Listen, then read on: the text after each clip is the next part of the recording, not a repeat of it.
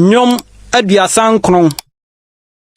Meka se mehwe makwan yie na mamfa metechre ma anye bone.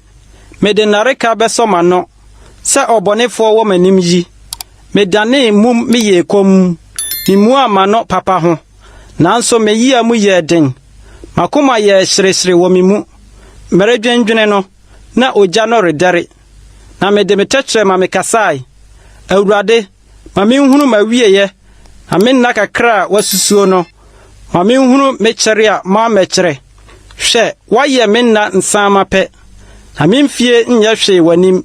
Ampara onipa asiso se denara na oye huruhuru ara kwa. Ampara onipa biara nam se sunsum kwa. Ampara oha won ho huruhuru ho.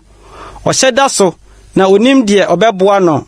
Na afei Awurade ede na meretwen. Woso na manida. Dimi free me mrato nyina mu. Mfa me mma na okwasea mmɔ me ahohora. Matore mum memwe mano efiri se wo na woaye. Yiwo haw free me so. Wonsa no hwe rehye. Sa wode amumuyɔ ho anim ka twe onipa so a.